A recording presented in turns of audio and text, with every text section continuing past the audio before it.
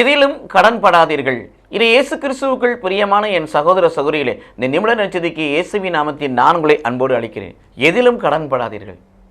எதிலுமே கடன்படக்கூடாது. ஆனால் ஒன்றில் கடன்பட்டுருக்கணும். என்னவென்று சொன்னால், அன்பு செய்வதே நாம் கடனாக இருக்க வேண்டும். ஆவிக்குரிய பிள்ளைகள், ஆன்மீக வாழ்வில் பயணம் செய்கிற பிள்ளைகள், ஆண்டவரின் பிள்ளைகளுக்கு ஒரு கடன் இருக்கிறது. வேறு விதமாக ஒரு கடமை இருக்கிறது. அதில் மட்டுமே அந்த கடமையை செய்வதிலே நம்ம கடனாக இருக்க வேண்டும். கடன் பட்டிருக்கணும். அதை செய்தே ஆக வேண்டும். என்ன? அன்பு செய்தே ஆக வேண்டும். கடவுள் நம்மை அன்பு செய்தது போல பிறரை அன்பு செய்தே ஆக வேண்டும். கடவுள் நம்மை மன்னித்துள்ளது போல பிறரை மன்னித்தே ஆக வேண்டும். கடவுள் நமக்கு நன்மை செய்வது போல பிறருக்கு நன்மை செய்தே ஆக வேண்டும். மன்னிக்கிற, அன்பு செய்கிற, நன்மை செய்கிற இந்த ஆண்டவரின் சுபாவங்களை அனுதின வாழ்க்கையில் வெளிப்படுத்துகிற பிள்ளைகளாய் நீங்களும் நானும் இருப்போம் என்று சொன்னால், நாம் நமக்கென்று கொடுக்கப்பட்ட கடமையை சரிவர செய்கிறோம்.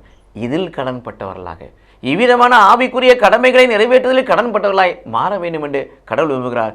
அத்தகைய கடமையை செய்து கடவுளுக்கு கடன்பட்டவர்களாய் மாறுவோம். கடவுள் நம்மை ஆசீர்வதிப்பாராக. ஆமேன்.